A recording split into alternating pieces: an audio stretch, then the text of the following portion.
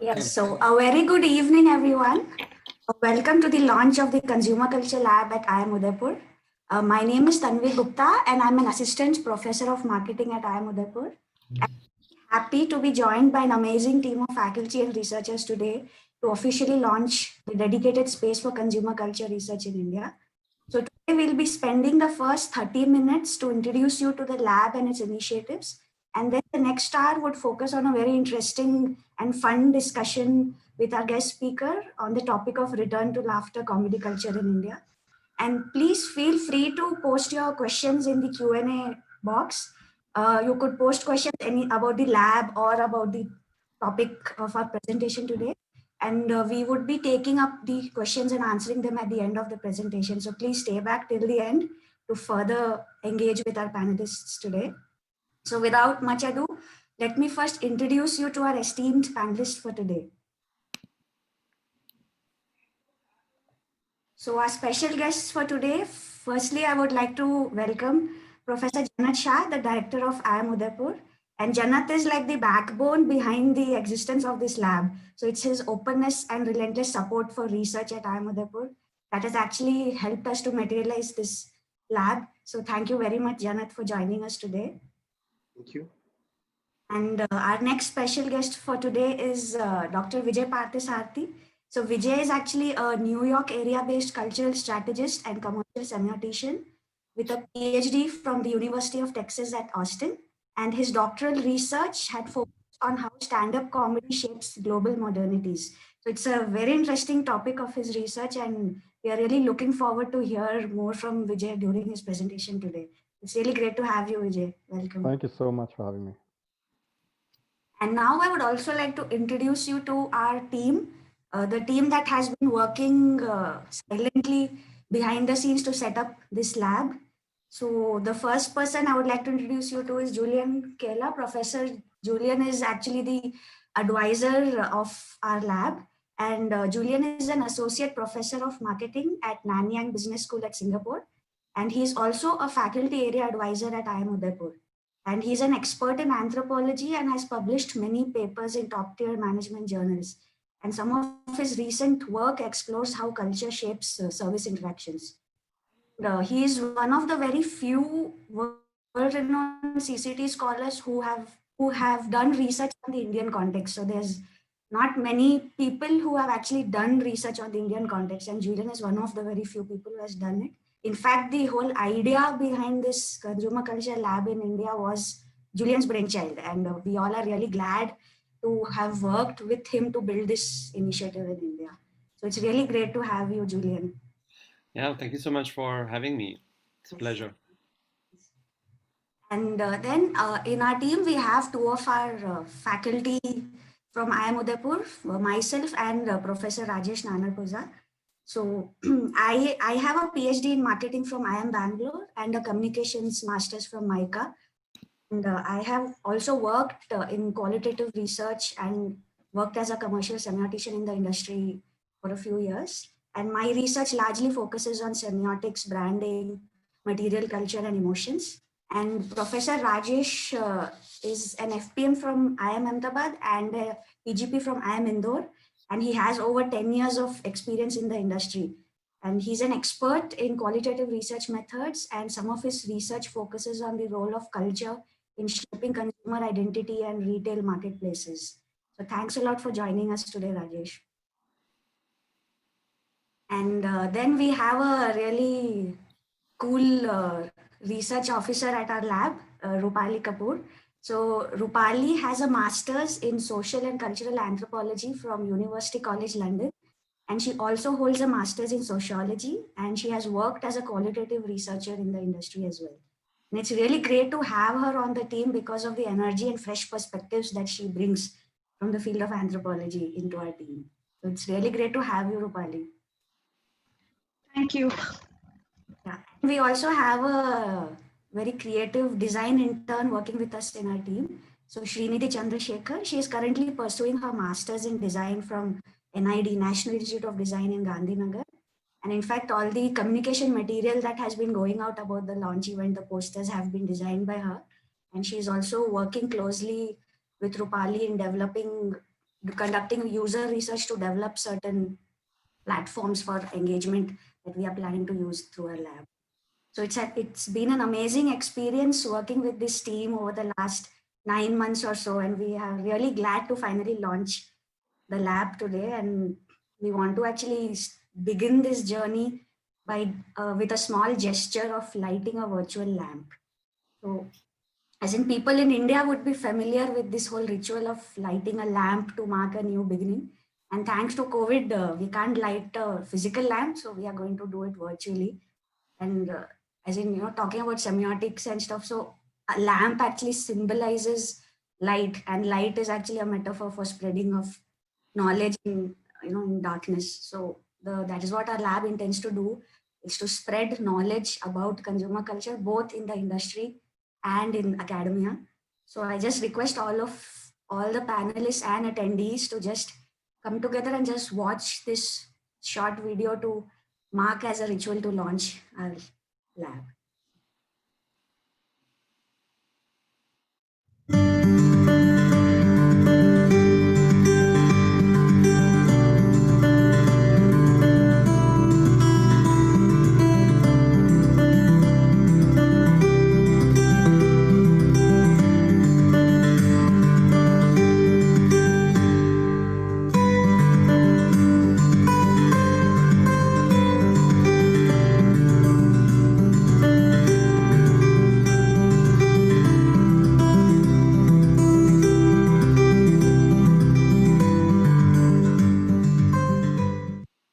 This is the formal launch of the lab. Let's just have a small applause for the new beginning.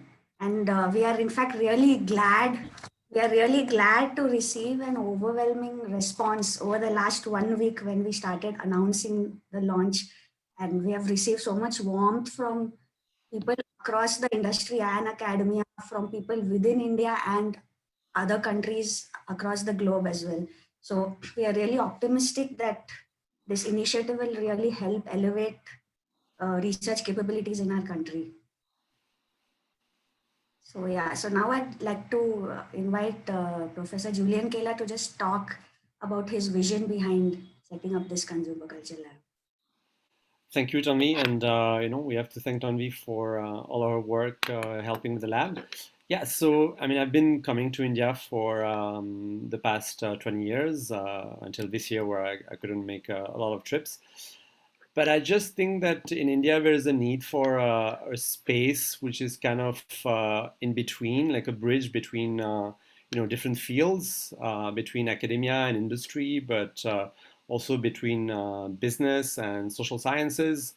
And as you can see in the slide here, I think that India evolving so rapidly to really understand the complexity that is at the heart of those changes, you're going to need like a variety of tools to understand those changes, right? And so like the lab is kind of a platform to try to track and understand some of the changes that are going on in India, with the idea that like beyond analytics and big data, we also need social sciences, anthropology, sociology, but also the humanities, philosophy, literature, basically a range of different disciplines to try to understand and make sense of those changes, right? I mean, we can't rely on just one tool or one approach to understand what is going on in India.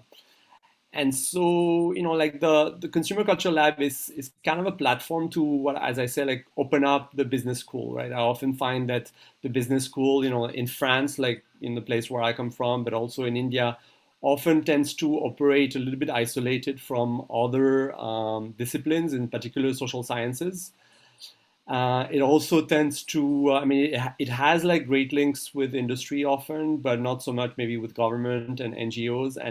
And so we want the Consumer Cultural Lab to be a platform basically to allow for this in this interdisciplinary kind of exchanges to happen. Now, all universities talk about interdisciplinary kind of work, right? Everybody loves to talk about it. But we're gonna try to do it, right, by bringing different kinds of people, and you'll see that like the guest speaker that we have today comes from a range of backgrounds and tries to mix a range of perspectives. And that's what we're trying to do by, in a sense, like the lab opening up the business school to a variety of influences. So that's kind of like the philosophy and the background behind the lab, right? To basically a bridge to different disciplines. Thank you, Julian.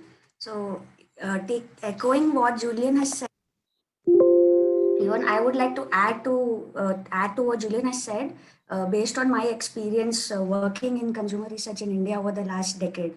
So, why do we need a dedicated space for consumer culture research in India specifically? If we actually look at consumer research, it draws from multiple parent disciplines, what Julian just said. So, based on what I have learned about consumer research, I see that it draws heavily from economics, psychology, and anthropology and sociology.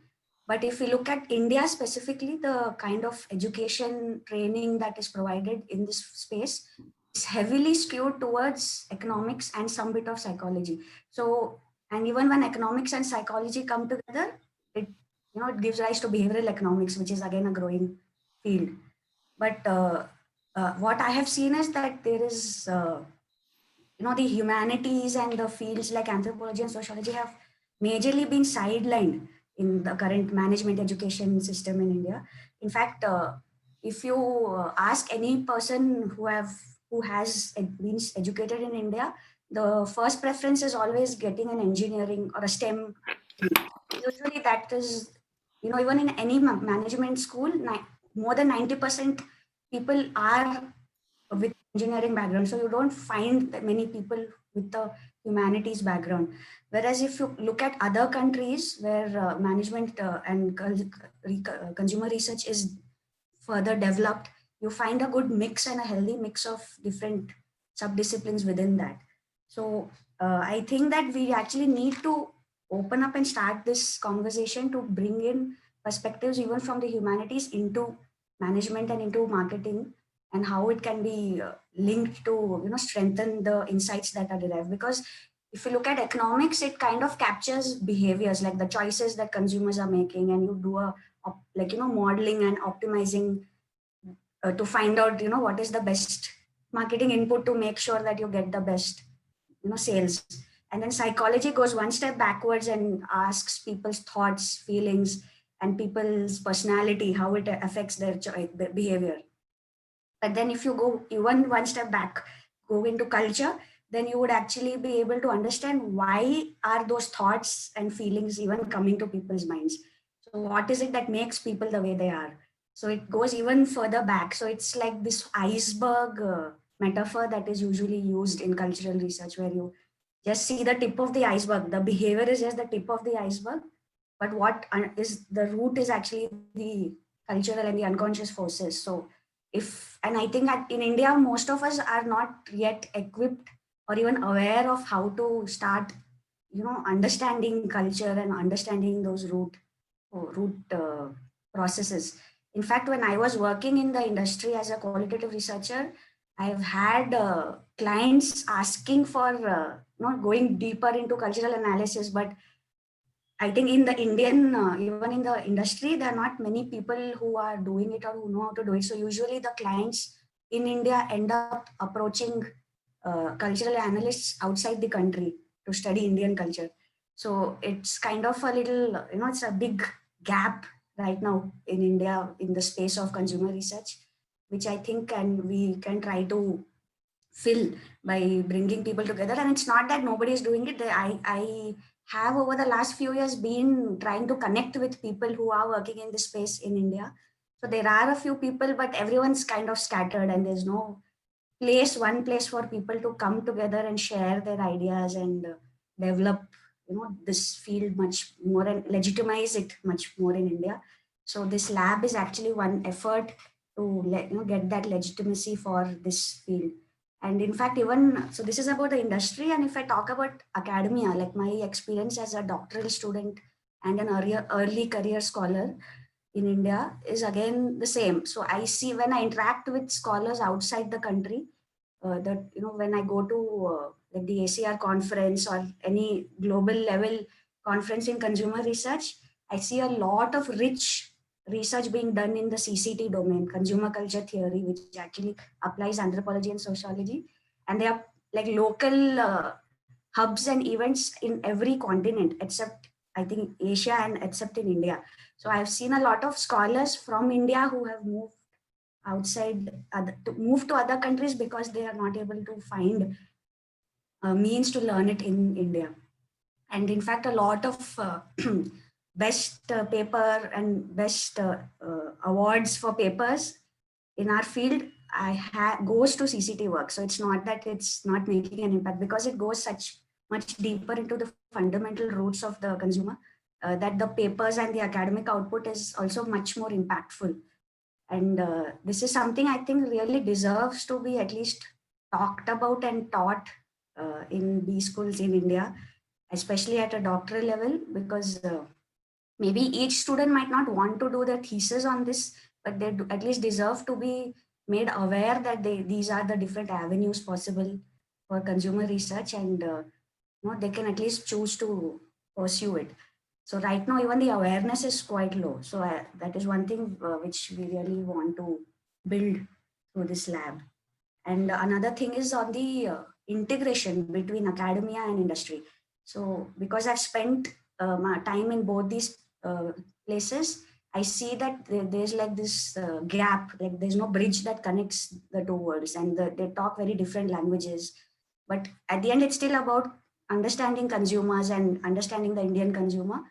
So if this lab could also act as a bridge which translates the knowledge from academia to industry and brings the the fresh perspective and the more pressing issues from the industry back to academia, because even in the in the management education space, we don't have any case studies also which are based on the Indian context and have used qualitative research. So a lot of case studies that are taught in an MBA program are mostly taken cases are from other countries, from other contexts.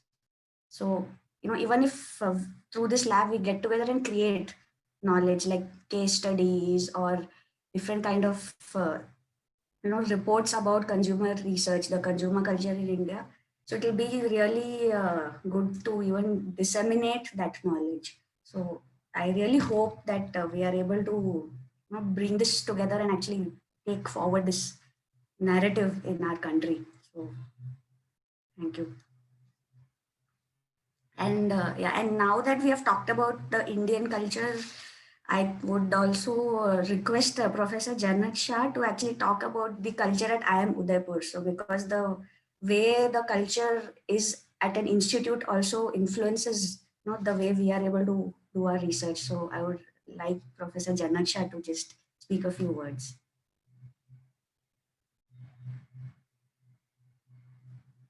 Yes, I think Professor Janat's screen is frozen. Okay, Professor Janat has disconnected, so we'll ask him to talk when he joins back. So I would now like to request. Okay, yes, Professor Janat is back. Yes. So thanks, Tanvi. Yes, thanks. By now you should have realized that I'm the only person in this panel who has no understanding of consumer culture. But I must tell you that I'm the most excited person today about this launch. And I'll tell you why.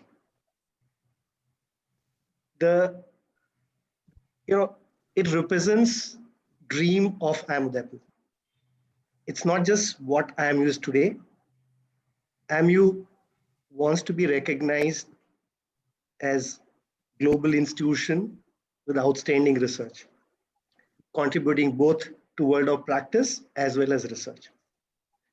So there are few elements which I think we have today, what this culture lab talks about.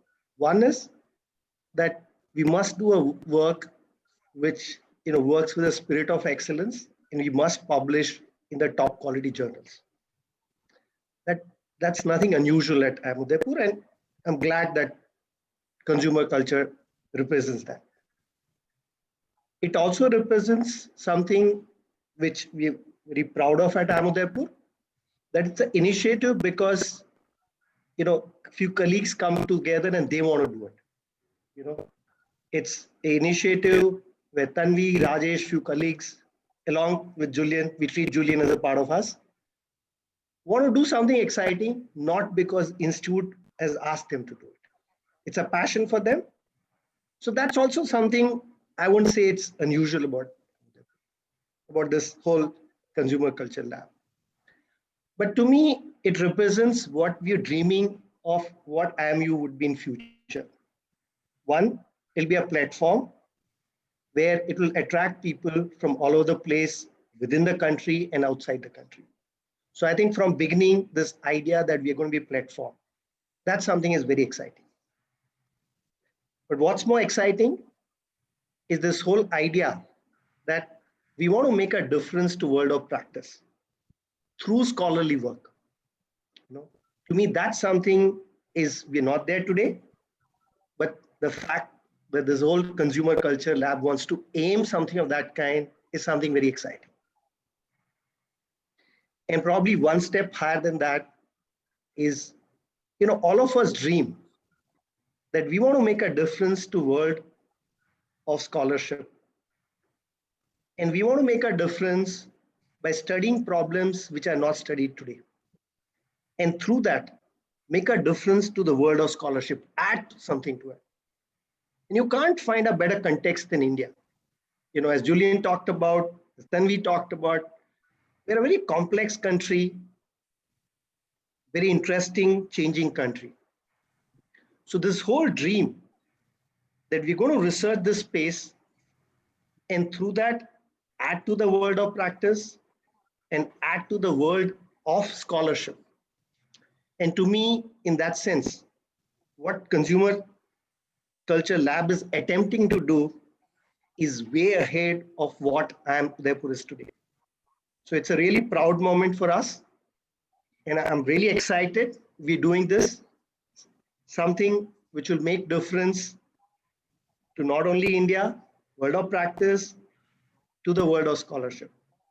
So wishing you all the best. Thank you so much, Janat. Thank you very much for your support. And it has actually, I would like to say it has actually been possible to even develop this idea because of the openness and the support that Janat has provided as an institute.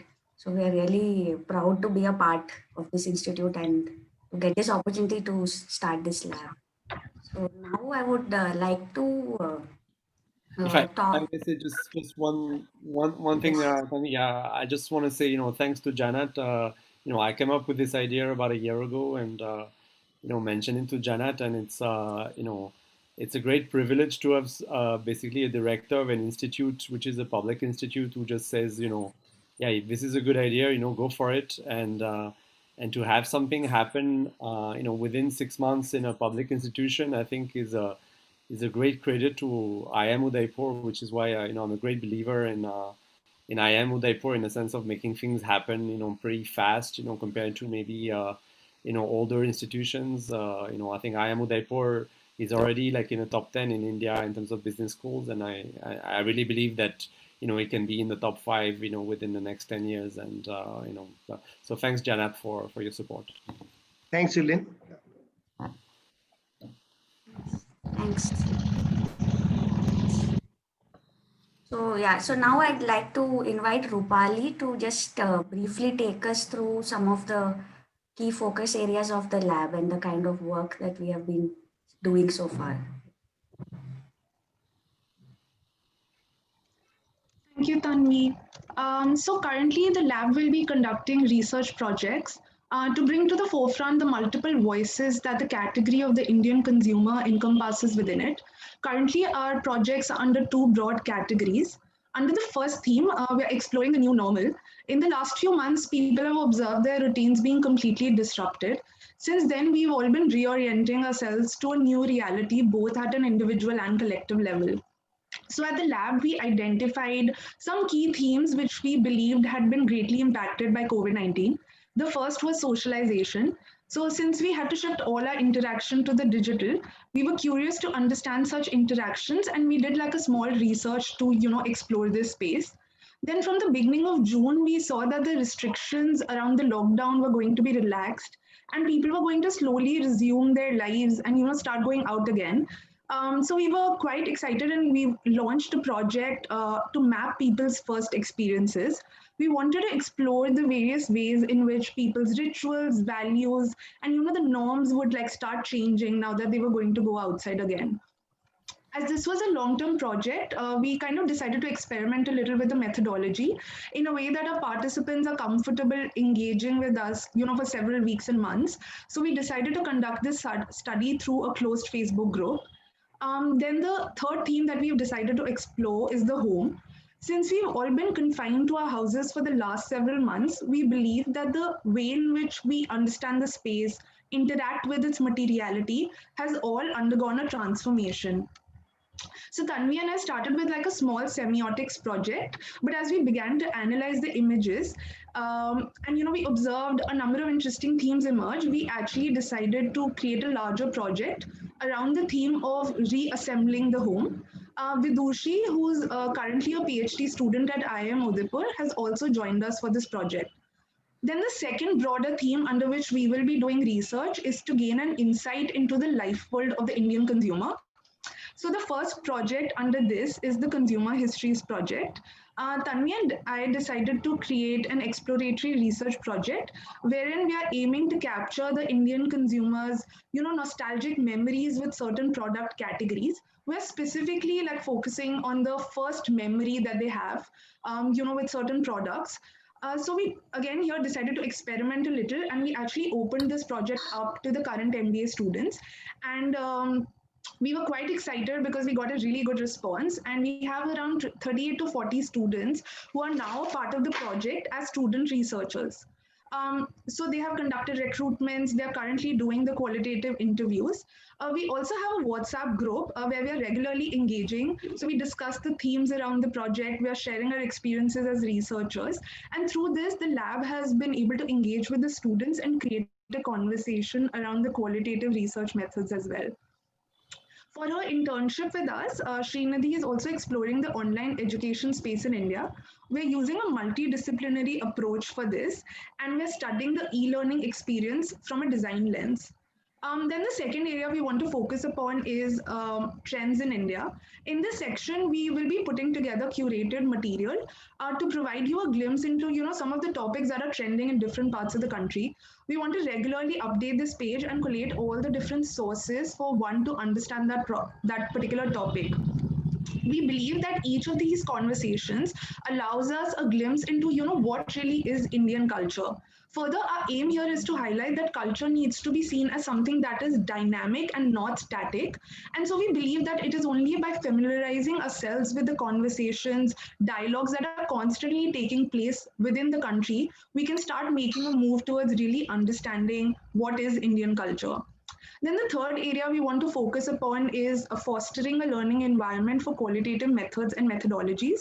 So we strongly feel, as already has been, also stated by others, that there is this urgent need to have a conversation around this, and we want to exclusively dedicate a space to it.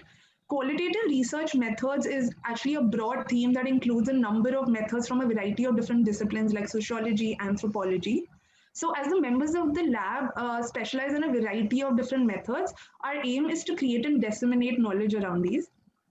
Further, currently in the non-academic space, we realize that data is often collected through just a few traditional methods such as focus groups, in-depth interviews, or even ethnographies, which are more like in-depth interviews in the house of the participant.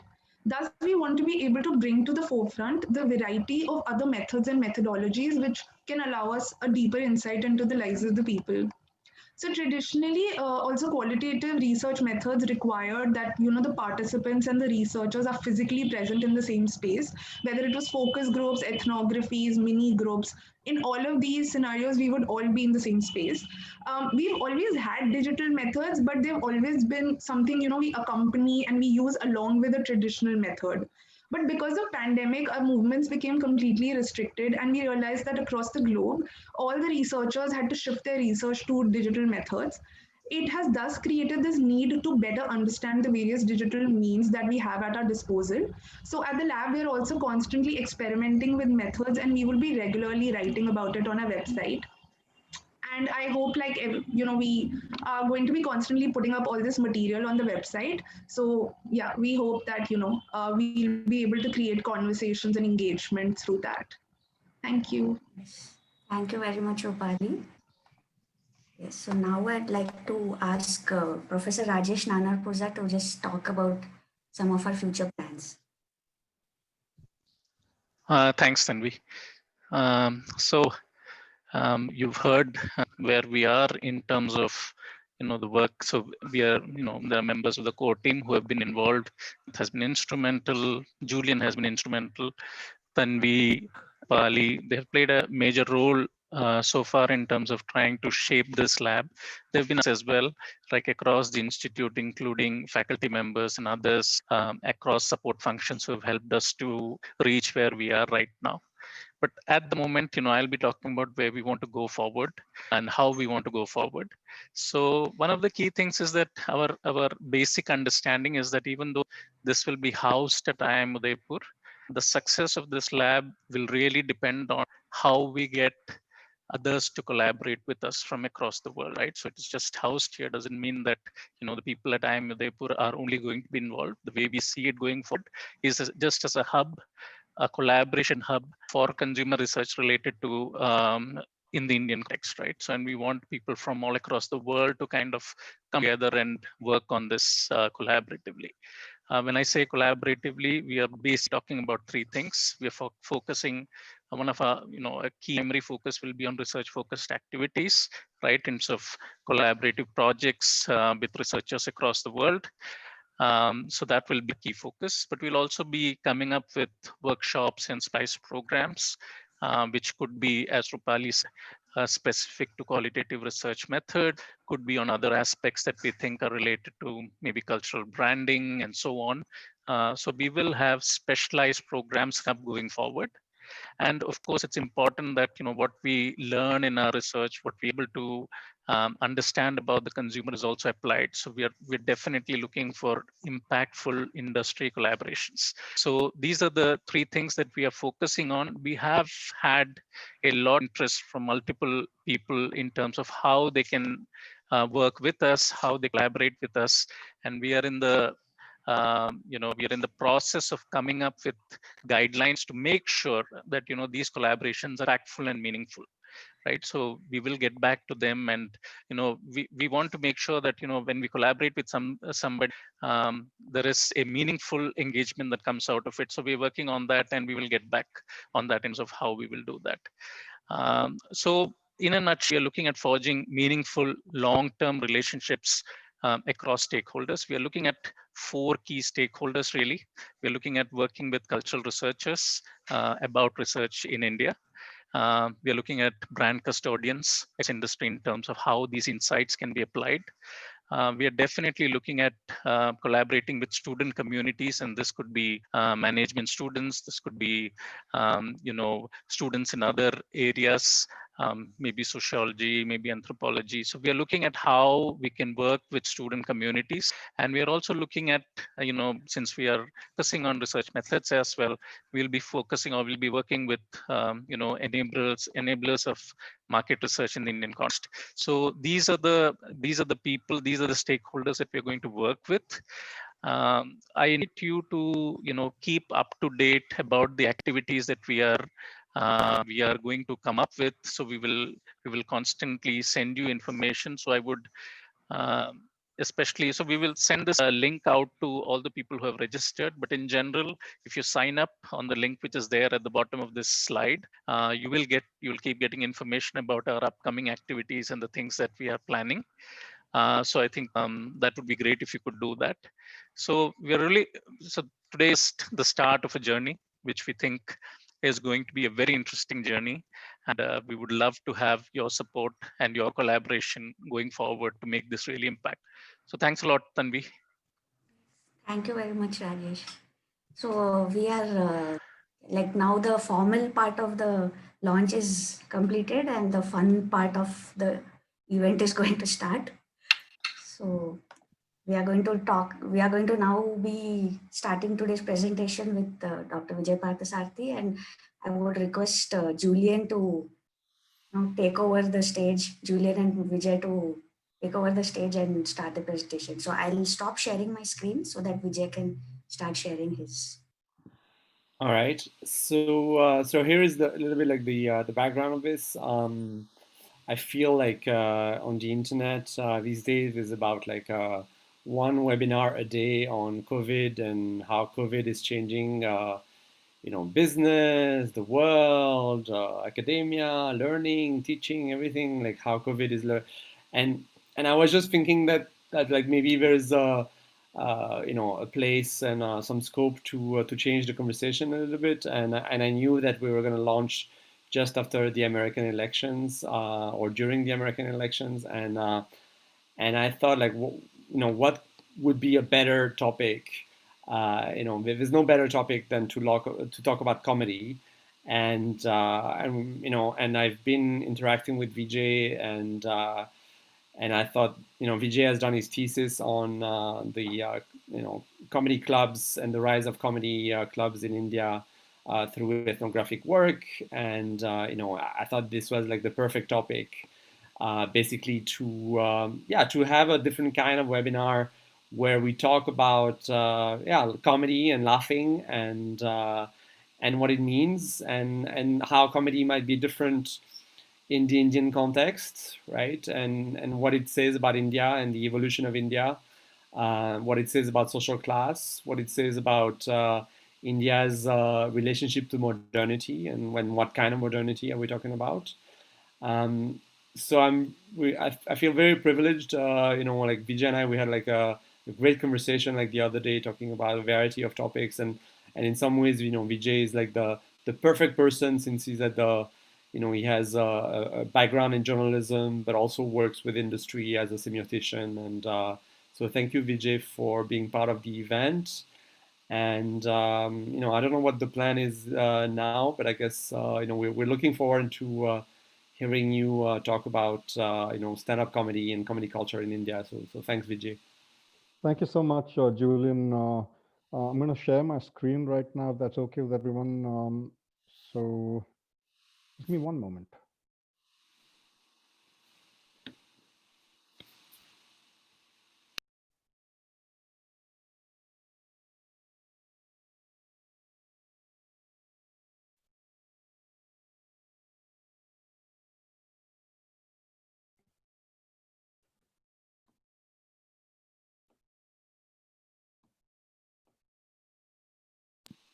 Yeah, we can see your Yeah, screen, Vijay. brilliant.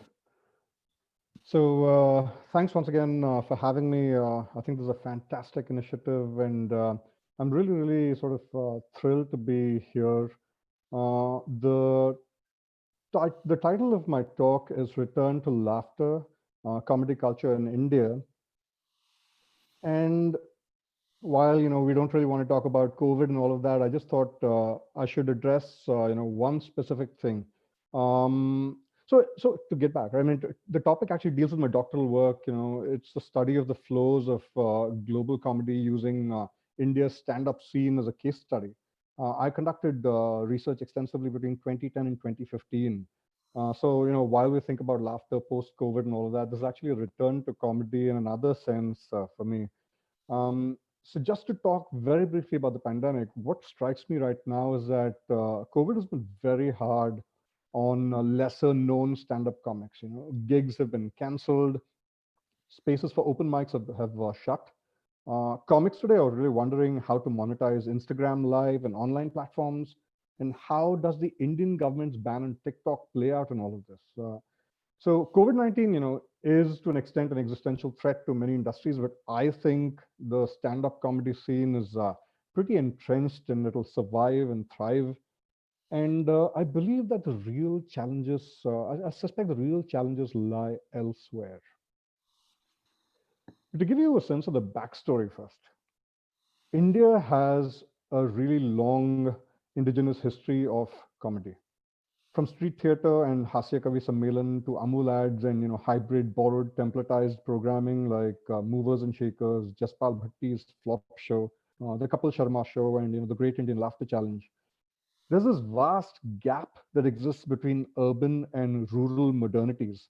You see that documented in shows like Panchayat. At times, urban and rural appear to be on different trajectories. Yet at times, urban and rural behaviors also seem to converge, blur into similar aspirations.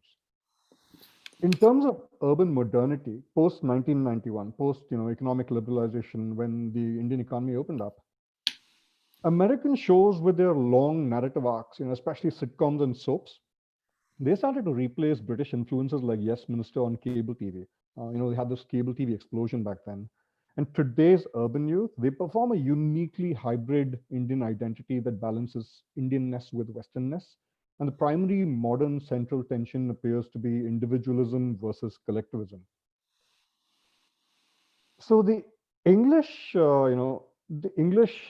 slash English comedy scene took root around 2009.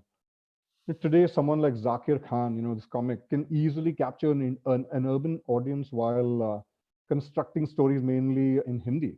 He's got a super popular bit called When I Met a Delhi Girl. 53 million views, huge. He's respected, as much as any English language stand-up comic. And if you think about it, right, that's really a bit like the way Indian musicians now get the respect they deserve and don't simply need to play another Metallica cover at a concert. And what I'm really getting at is the comedy scene has had the time to mature. Prominent, the most famous comics today, include the likes of Aditi Mittal, Saurabh Pant, Atul Khatri, Veer Das, Amit Tandon, Sumukhi Suresh, Abhish Matthew, Neeti Palta, Kenny Sebastian, Aishwarya Mohanraj, and these top comics, right? Many of these top comics do shows all over the world, and they've done specials on Netflix and Amazon Prime. They've taken the scene global. So to give you just a bit of detail about the kind of research that I did, so I arrived in the US wanting to study how television comedy impacts modernity. But I quickly understood that stand-up was a far more dynamic, dramatic medium. So I ended up attending a lot of shows. I did a little stand-up myself, actually. Did well at one open mic, and I absolutely bombed another. And I followed 50 comics around for months, some cases years, and I immersed myself thoroughly in the scene. I ended up, speaking to hardcore comedy fans, in sites, like coffee shops, bars, all over, and of course the comedy clubs themselves. And one of the most interesting people I met was this guy who was equally obsessed with Govinda and George Carlin, the actor Govinda and George Carlin. And that dichotomy is actually, a lot more common in India, where, people are used to code switching all the time. Anyway, so this chap ran an offline social networking group. So while I had been, sort of interrogating him, on everything, related to comedy, turns out he had actually been scrutinizing my background, and he ended up inviting me to hang out with his, networking group or, wherever. And we all ended up at this wine bar, which was revealed to us, as the venue on the evening of the event. And I remember that evening I met, an organic farmer who'd worked with Google in San Francisco, wine expert, an assistant director in the Hindi film industry, and all of them, massive stand-up comedy fans. And it got around the room at some point that there was this guy, there was someone who's doing something exotic, studying comedy. This was probably the most intriguing, enjoyable experience I had during the course of all that research.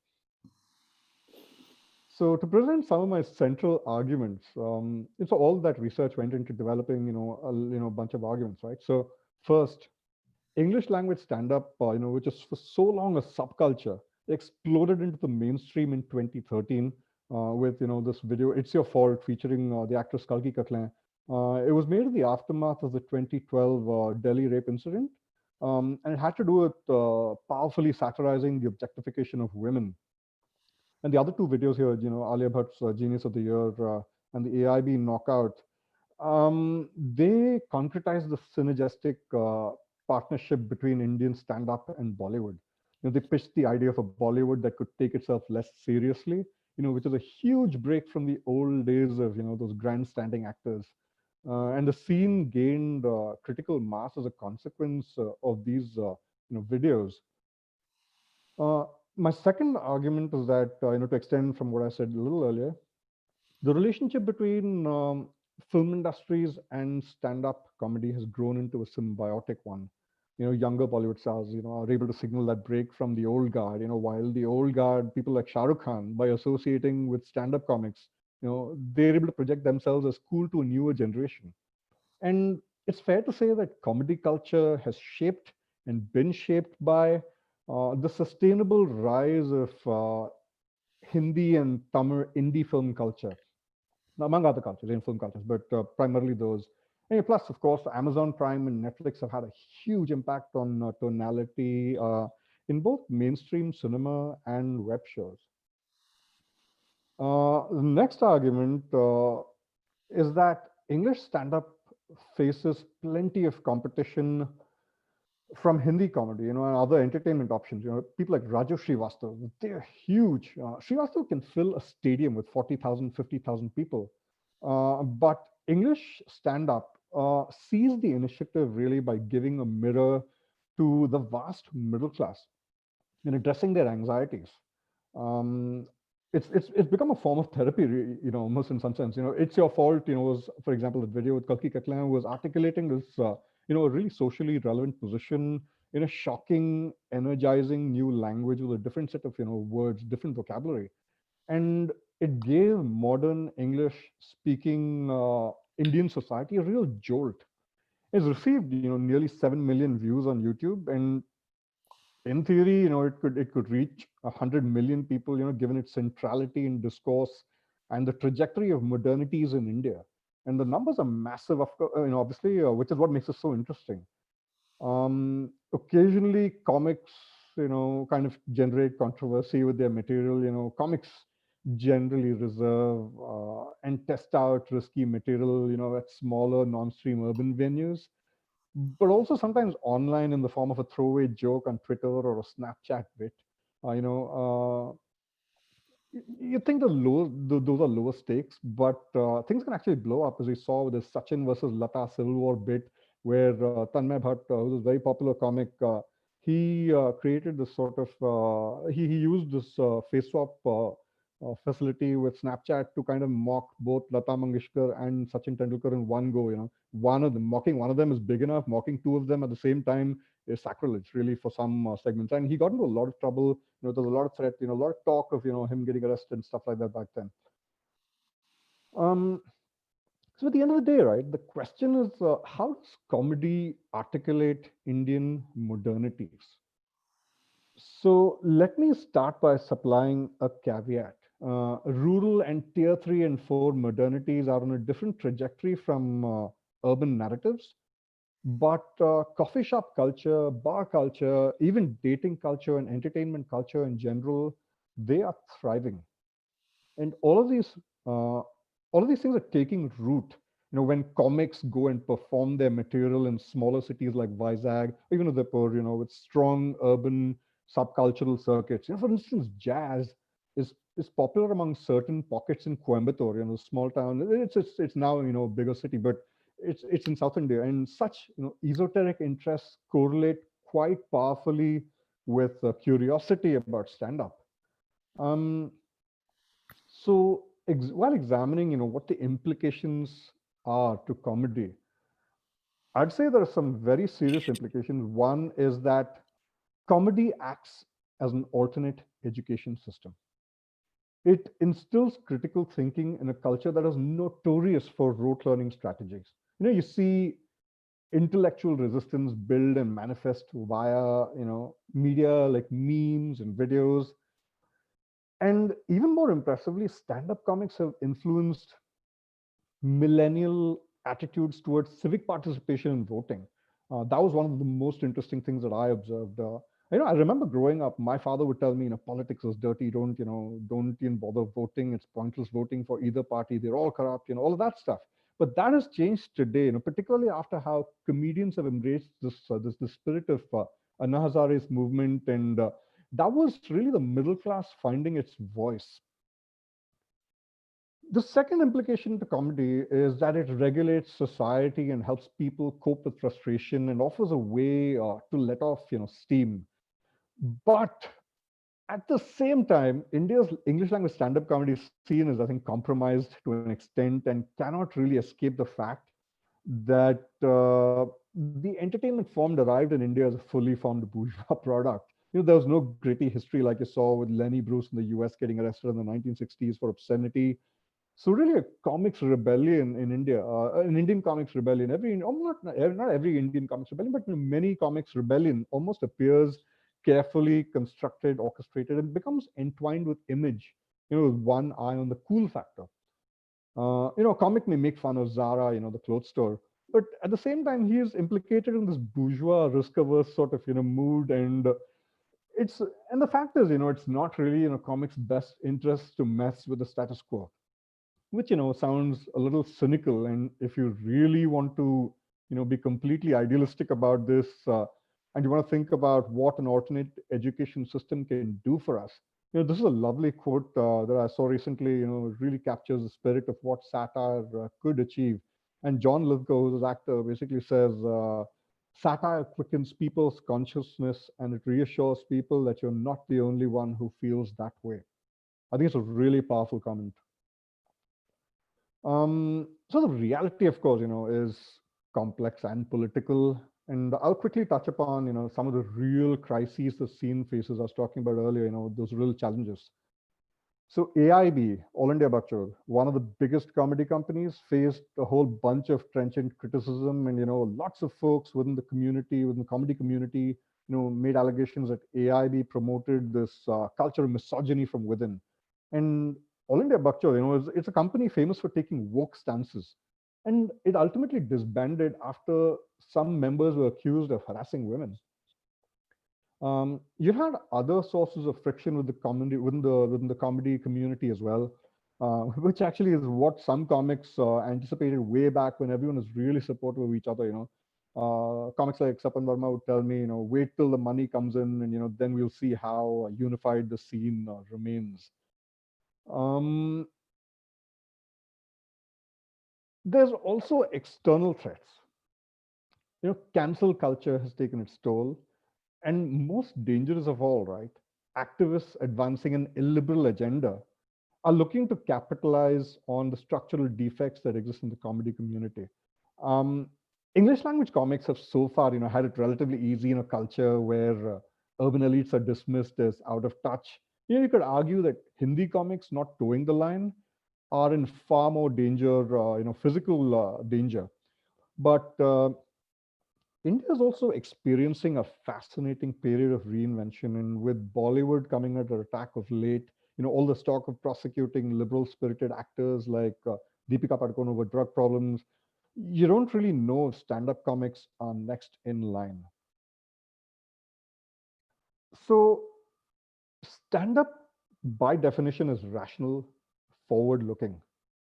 It's all about insights. It could, and you could certainly be a right-wing comic, but left-leaning ones tend to get more media attention.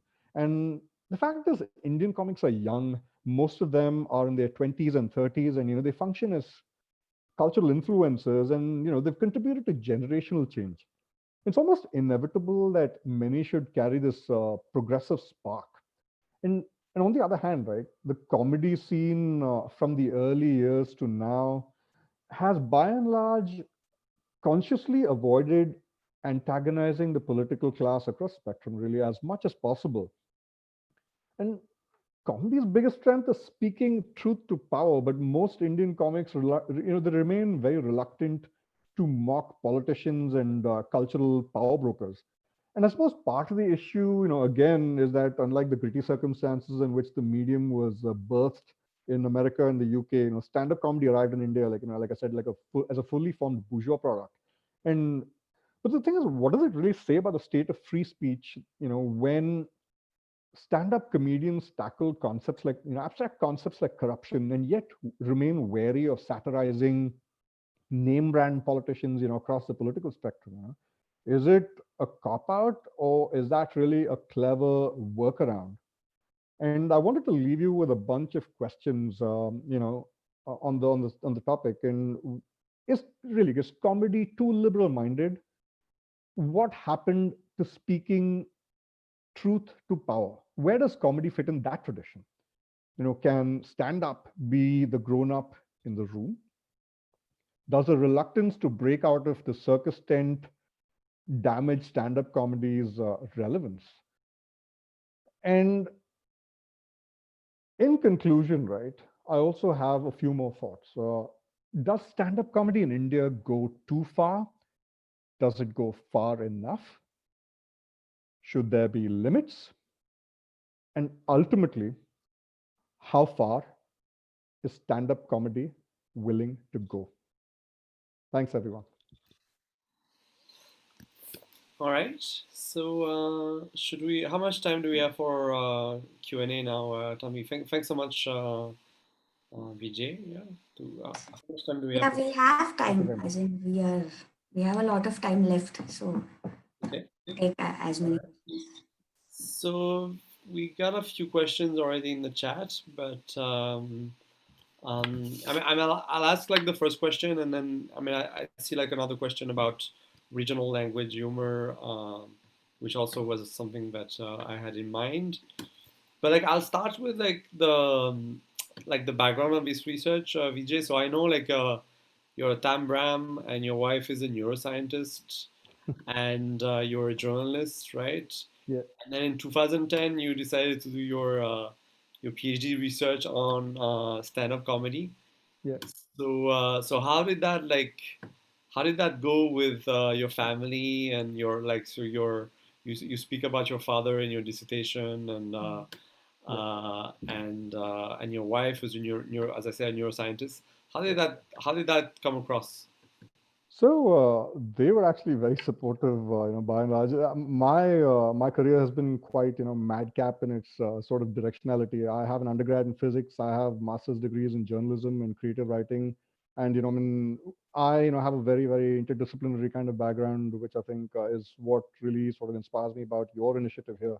Um, they were actually on board. It's just that it seems a bit scattered on the surface, but I like to post rationalize, and I like to say that it's really that I've been in search of meaning all through my life, all through my career, and I've actually found this sort of PhD to really, really it is really useful in the sense that it gave me a theoretical sort of underpinning, a theoretical insight into how a balance really between the social sciences, anthropology specifically, with my background in sciences. So it went really well. I mean, they were very supportive. So I'm really And how grateful. did the idea of studying stand-up comedy come to you? So I initially, went with the intent of, wanting to study television comedy, but I realized that stand-up comedy was really, really, is a far more dynamic medium. People interact. It's not like people interact, but they're right in front of you. So it's like watching a political speech. Really, it's like it's a form of political speech. So that seemed really, really engaging, and it was a very sort of new setup. Very dynamic in that context. So. I thought, it would be really great. But of course, in the middle of my dissertation, stand-up went, mainstream from having originally been a subculture, which I think delayed my project eventually a little bit. And by the end of it, I have to say I was quite overwhelmed with stand-up. But I think that's how it goes, really, right? So, yeah. Right. That's great. I mean, I think it's yeah, you were right on time in terms of capturing a phenomenon, Yeah. and yeah, very interesting. I guess like we had a question, which I had the same kind of question about. We talked a lot about English language, stand-up comedy, right? And you talked about Hindi as well, right? Yeah. Yeah. But there was a question about like these days, like both in China and in India, we talk a lot about like the rise of regional content, right? I mean that has been going on in India for a while, but I think it's getting new speed, in India in many different ways. So I guess like the question, which was around like Telugu, Tamil, and those scenes, I guess like it's the question is about like what is that like, and how different is it from say like the Bombay or the New Delhi kind of stand-up comedy scene? So a lot of regional language comedy, and I specifically know a little more about Hindi. I'm not really familiar with other regional because it's massive. I mean, the scene is really, really massive. I focus primarily on English language stand-up comedy with, a sort of tertiary focus or secondary focus on, I guess, Hindi language comedy. And the Hindi language comics, I mean, they are massive. I mean, they can draw 40,000, 50,000 people, the top ones. So, the numbers really, really dramatically changes, when you're talking about Zakir Khan sort of, getting 53 million views on YouTube. Brilliant comic. He has like, a really, really sort of engaging way of, communicating. But, I mean, English language stand-up comics, they tend to have more modest numbers. And by modest numbers, I really mean like 10 million, which is, fairly big. But, Right.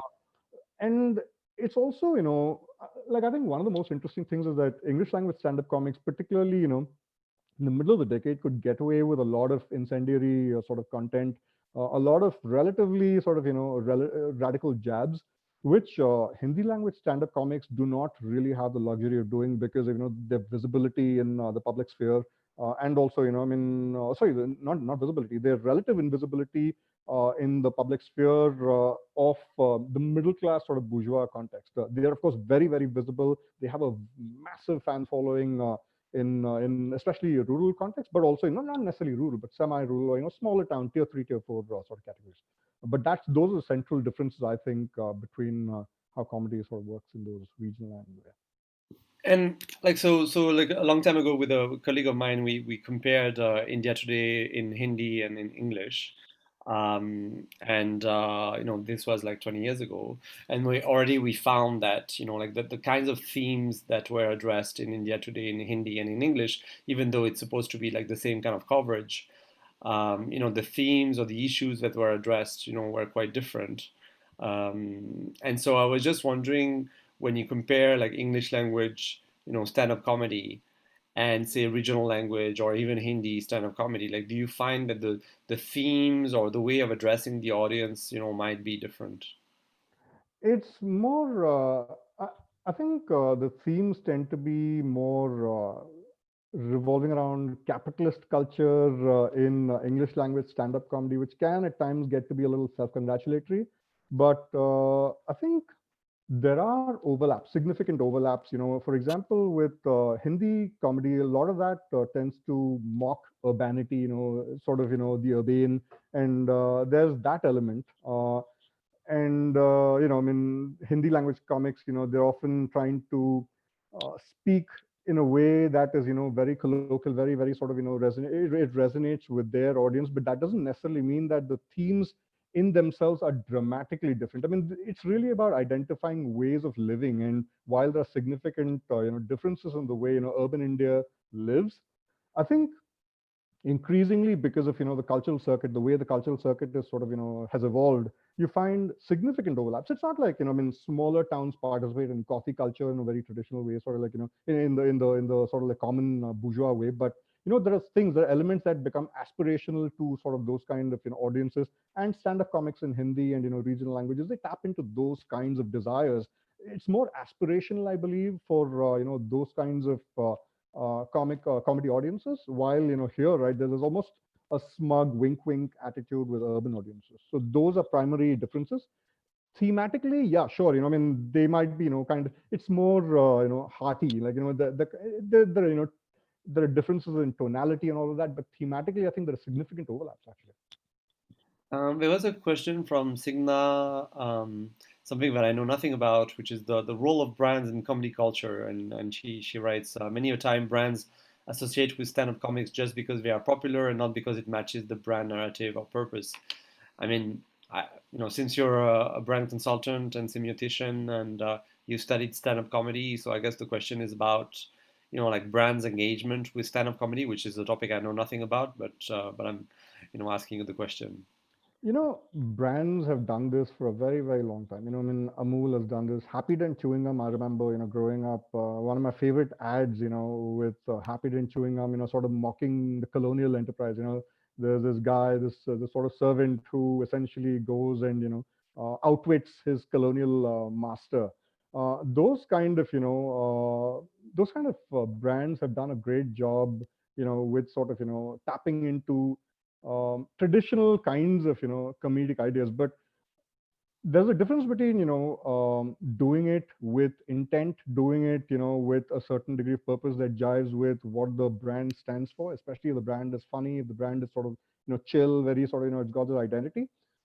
And it's of course very different when brands that have no real sort of engagement with any kind of humor, if if they try and tap into the cultural zeitgeist, you're going to see those kind of brands falling flat on their face. Just because you associate with a stand-up comic does not really guarantee that it's going to work for the brand. It's about, like someone, like I think the question said, it's about purpose, it's about directionality. And I think it really depends on that. Right. Another like question about like hardcore comedy fans, right? You talked about like these guys who are hanging out around stand-up comics. That's a topic I find interesting. The kind of the fanatics of stand-up comedy. Yeah. So, Yeah. what is that scene like? Who are these people? What do we find meaningful in stand-up comedy? Like, who are they? Are they still there? Who are these people? So a lot of them started out as early influencers. There are these guys who would host parties where they would dress up in Govinda's outfit from some movie, and kind of they would hang out, in these groups, and they would have, like, it would be allied with party culture, drinking culture, all of that stuff, and they'd go woohoo, like drinking, and then kind of like doing whatever they had to do. But they're really, really passionate about comedy because it speaks to their need to be entertained. It speaks to they need to be intellectually entertained. It's not even like it's not like they just party animals who have no real desire to engage. They want to be, they want to laugh. And I think some of this is a celebration of their desire to participate in a community that is that makes them happy. And that's the focus of any real subculture that originates. Of course, it's gone mainstream since then, but hardcore comedy fans, right, they tend to they tend to be the ones who sort of sit up up front, tempting the comic to make fun of them, things like that. They almost challenge it. And they've attended hundreds of, not maybe not hundred, but many dozens of comedy shows, and they're the ones posting all of this stuff on LinkedIn, on social media, on Twitter, Instagram, all of that stuff. And it's like they are projecting a certain kind of identity which identifies them as cool. And that is what ultimately it's about. It allows them to articulate an identity, give them their perspective. It allows them to put a stamp on, the world in their own way. Right. Yeah, and I think that's like part of what is interesting about your work is like the stand-up comedy as a cultural resource to come to construct like coolness, right? Yeah. And in some ways like new ways of being cool in India, right? I don't know what was before stand-up comedy, right, as a resource to be cool, maybe cinema, but it seems that that's an. I don't know if you can see the Q&A, the question and answers. Let me pull up the Vijay, chat. there are a few questions. Giant, Dwarika, Livia, around different. Indian stand-up comics do amazing shows in the UK and US for Indian diaspora. What makes them succeed there? Some of it is, I think, the need for Indian audiences to kind of, feel like, like they're part of, the larger Indian network. Some of it has to do with the fact that it's related to nostalgia and Indianness that they may no longer recognize, of course, ironically. But, a lot of that, right? It's about identity. When you feel like an outsider in, another culture, right? You rely on the familiar. A lot of people might end up watching Bollywood films, night after night, just to feel closer to the homeland. So that's part of the reason why Indian comics, I think, succeed when they go to the UK and the US. Um, there's another question. Could we see a day where Zakir Hussain becomes a Trevor Noah, transitioning from stand-up to TV and being a political, commentator? And I think I don't know about whether, yeah, I'm not entirely sure if comics will choose to engage more dramatically with the political sphere, especially given the trajectory of, I mean, the state of things, right? It's not about right wing or left wing. It's not about that at all. It's about whether, I mean, unruly elements at the local levels, right, and make make life hard for stand-up comics. And a lot of stand-up comics, I think, they just want to do this because they're passionate about it. They don't necessarily, they want to make people laugh. They don't necessarily want to get involved in an activist way, which, I mean, leads to a lot of physical threats and, all of that stuff, which is very different from how things are in Western countries where, no matter, the scene, currently in, the US, people talk about all of that, authoritarianism and all that.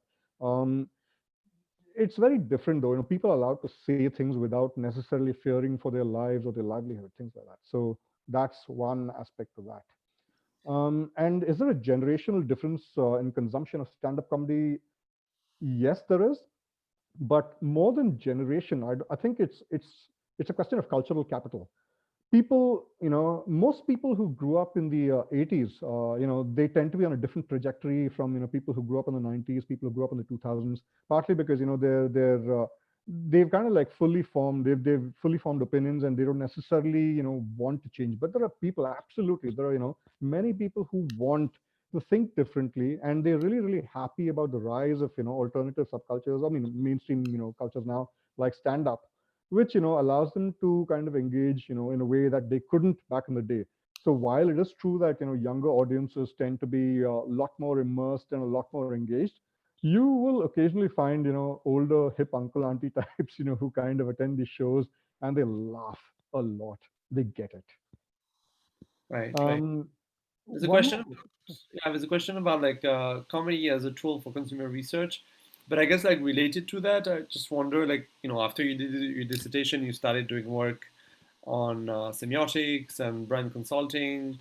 So like what are in some ways like the ideas, skills, ways of doing things, ways of thinking about things that like you've gathered doing this work on stand-up comedy that you use now in the kind of work that you do. So stand-up comedy is really about shaping pithy insights, shaping really, really sharp insights. And, having spent so much time around stand-up comics, you learn to eventually distill ideas into a very, very sort of pointed observation and then an insight. So that is the most important thing that I think stand-up comedy has taught me, and it's really helped me with my business work. Um, in terms of whether we can use comedy as a tool for consumer research, I don't necessarily think it computes, in the sense that I don't really see how it can be used structurally or at length. But it's more like it helps with rapport building. It helps with people kind of researchers connecting with people, and it's always about the semiotics of likability. I mean, so much of this has to do in research, right?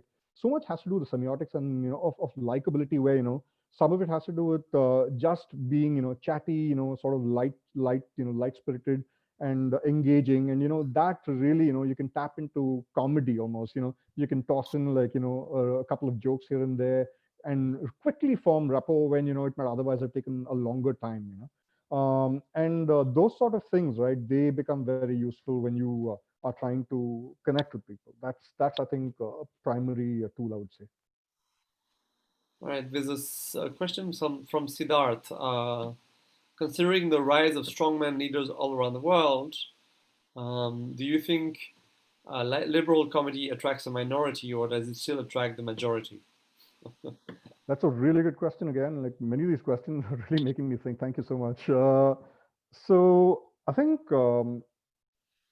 liberal comedy, I mean, I don't necessarily categorize humor in terms of liberal versus, uh, right wing. I think that's a false dichotomy. It's more a case of right wing and left wing, I mean, their ideologies, and, but in terms of whether, you find this sort of comedy, progressive politics, comedy articulating progressive politics to be in a minority, I would say it's the audience for it, definitely, right? I think people who engage with it are, in some sense, maybe willing to push barriers a little more, question things a little more aggressively in their spirited way. And I think it, more than anything, right, it helps comedy becomes a central site for people to gather around so that they can ask these provocative questions in a way that feels safe for them, and have someone voice those concerns. Just the same way, I believe, comedians of other political persuasions can absolutely, in India, organize these sort of, sites of discourse. It's just that a lot of comics tend to articulate a progressive politics. So, you have youth culture that is really, I think, hungry for a progressive kind of, voice, while not necessarily, I mean, there's a lot of blurring as well, because I mean, a lot of people, can be, perfectly, it's perfectly okay to be right wing, it's perfectly okay to be left wing. It's more a case of what happens when people ask certain kinds of questions. And usually what happens, I think, is that liberal politics tends to be a lot more, I think, pointed in its criticism. That's what happens. So I know that in a number of countries, former comedians, like in Italy, like Beppe Grillo, for example, with the Five Star Movement, became politicians. Yeah. In different kinds in Ukraine. Ukraine, yeah. There was also, like I don't know if it was the president or the prime minister who also, became The elected, president of right? Ukraine, yeah. Yeah, Yeah, the president. another like comedian. In different countries, you've had like comedians become politicians. So, is there a future where one of those stand-up comics basically becomes like a major politician in India and disrupts the kind of like BJP Congress type of dichotomy? So I actually think, if anything, it's not so much going to be a stand-up comic who becomes, prime minister or whatever. It's more likely to be a figure, a more post, politics figure like MS Dhoni, who, I mean, might replicate the success of, Imran Khan in Pakistani politics. And, I mean, I think he's got that unifying sort of thing in association with, the military. I mean, he's done a lot of work with the army, stuff like that. And there is something very patriotic that he sort of projects in his attitude. But if he chooses to do something, I believe he would be able to unify the country in ways that liberal comics or right-wing comics possibly couldn't. Bal Thackeray was a cartoonist, yes, absolutely. That's, and he was a satirical cartoonist, but that was a different time. In Yeah, 1960s, 1970s. So you had and a different sort of context. But yeah, and Mussolini was a journalist. Yeah. yeah, he was a journalist for a while. Yeah. So your future, your vision of the future of South Asia is basically two cricketers as prime ministers, right? I Uh, think Dhoni has a chance if he decides, CSK is not going to do really well anytime soon. So yeah, yeah. India field. So I think like we've gone through, yeah, and Govinda joined the Congress party. I don't know how successful Yeah, that was. yeah, didn't Yeah, really go that far for him. how is Govinda doing as a politician? I don't know. Yeah. The thing is, I mean, the challenge is, of course, whether a comic is going to, sort of be treated as a, farce, as a person who Yeah. is, just funny, or, whether he can actually transcend that identity. Someone who's a buffoon probably will find it harder to radiate a different kind of, project a different kind of energy. So, those sort of elements kind of factor in. All right. I mean, I see the yeah, the numbers of attendees slowly but surely kind of diminishing as we are going, more into the Saturday evening festivities. So Tanvi, maybe we give back the MC role. Yes. Yes. So yeah, as in we still have 10 minutes left in case if any of the attendees have any specific questions about the lab, we could just answer them. So I'll just wait for a couple of minutes if anybody else has any questions. If Janat has a question for Vijay or wants to say a few something, Janat, about stand-up comedy. I'm fine. No, you're okay. All right. Vijay, do you see any other questions? There was one question from Ashok. How are online platforms shaping the production of both live, in-person comedy and other forms of recorded video satire, such as skits? So I I'm guess sorry, it, could you repeat that? so I guess it's the question a question about like how online platforms and Yeah. are changing comedy, right? So right now they're actually struggling to monetize Insta Live, things like that. But at the same time, they gives them access to global audiences, through these arbiters of culture like Amazon Prime, Netflix. A lot of these platforms they really help disseminate Indian comedy wider. So that, it represents both, a business opportunity and a sort of, struggle. There's moments of frustration where they just can't figure out how to, do this live. But, when you record these sort of, videos and stuff, they become really, really popular globally. So that's one thing. I guess like Tanvi, Rupali, Rajesh, there were some questions about the lab. You can see how can we get in touch with the lab if you want to collaborate on the research? And then how, maybe for Rajesh, how do you see corporates using some of the potential research findings of the Consumer Culture Lab? You guys want to take any Yes. of Yes, so as in to get in touch with the lab, you could write to any one of us from the lab. And also, like we had shared the lab's website. So we have an email ID. I'll just put it here as right? I just shared the you email could reach out ID. to any one of us, either email or LinkedIn or any through any means. So Yeah, I mean, we can ask the question to Vijay, like, what do you see, any ideas for us, in terms of engagement with, different kinds of actors in India? Like, what do you see as the potential for a platform like the lab? I think one of the biggest things about the lab is that it aims to balance academia with industry, and I'm really, really sort of, a big proponent of that.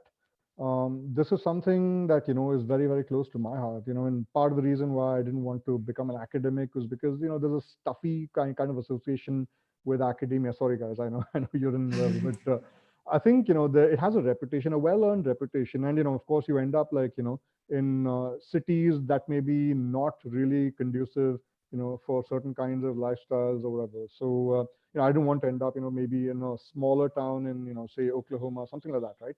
So it's this, right, really, really allows people like me to return, to, an academic context. And I'm really excited about what you guys can do. It's a fantastic initiative. And I think it really is powerful when you can bring in outsider insights to a space like this, because it's a lot more dynamic, a lot more flexible, and people can read the content a lot. It forces, it challenges academics, I think, to be more lucidly coherent, write for a general audience, as opposed to deal in abstractions. So those sort of factors, I think, makes this initiative really dynamic and something worth watching. All right, there was a question about what your thoughts are on involving politicians in stand-up. Example, Shita Roar on One Mic Stand on Amazon Prime. So I think so in the American context, for example, there's this one night a year, when politicians, the president actually will kind of like make comments that are satirical or funny or whatever. It's a White House Foreign Press Association or something like that. So the foreign correspondents dinner, and people like that, I mean, they've sort of like had that, and they already have a bully pulpit. Politicians already have a bully pulpit, so it's really about their attitude. Whether they are kind of humorously inclined to begin with. Sure, I mean, like you can get a bunch of politicians to do this, but I'm not necessarily I can't guarantee that it's going to be very entertaining. It depends on how articulate the politician is, and I mean, how compelling a speaker like they may be. Some politicians in India are fantastic speakers across the spectrum, really. Narendra Modi, Shashi Tharoor, people like that, right? I mean, they have fantastic sort of this ability to speak. Other people, not so much. I mean, they tend to be, they have this sort of lack of energy that stand-up comedy needs. So it's that sort of thing. All right, excellent. Tanvi, Rajesh, Rupali, any last words or questions? Or should we wrap So this? yeah, so just quickly with that about how we see corporates using some of the potential research findings is, of course, we will we are looking at all different modes of in terms of disseminating the work that we are doing.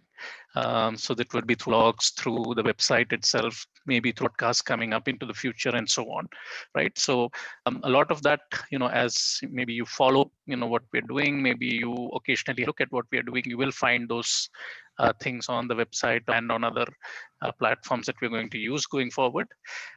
We are also, going. So the key is that this is a lab that is evolving, right? So we know some things in terms of what we to do, but many of these things will evolve as opportunities come up, as we realize which other directions we need to get into. And some of that would definitely involve collaborations with industry, right? It could be projects that maybe could involve students in, faculty in, but to make back, right? And with the key focus that our understanding of the Indian consumer increases, both from a knowledge perspective and an application perspective. How do we use those insights?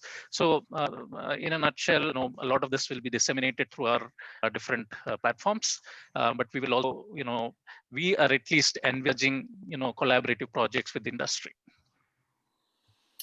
All right. Yes. Was there a slide about like the kinds of courses we're planning, or is that? No, we didn't. We have not yet Right. designed the courses, but But I we guess eventually will be that's starting. part of what the lab is going to offer. Is also Yes. we're planning a series of courses that we will offer to help the marketing community, get more knowledge about some of these approaches. Yeah. All right, Yes. Tanvi, do you want to wrap up? Yes. So thank you, everyone. Thank you very much for giving out your precious time on a Saturday evening to attend our launch event. It was really, it's like, Thank you, Tanvi and Rupali, yes. especially for all the work behind the scenes to make the event happen and make the lab happen. And thanks, Janat, again for your support. Yes. So we are going to continue our activities and we'll be keep meeting each other virtually and maybe physically after some time. So we'll be continuously engaging with everyone and we just hope that, consumer culture research really takes off in India. Thank you very much, everyone, for your time. Thank you so much for having me. Thank you. Hi, Vijay. Thank Thanks you, so much. Vijay. Thanks, Thanks. Vijay. Thanks, Vijay. Thanks. Bye. Bye. Thanks, everyone. Thanks, Bye. everyone. Bye. Thank you. Bye. Bye, Rupali.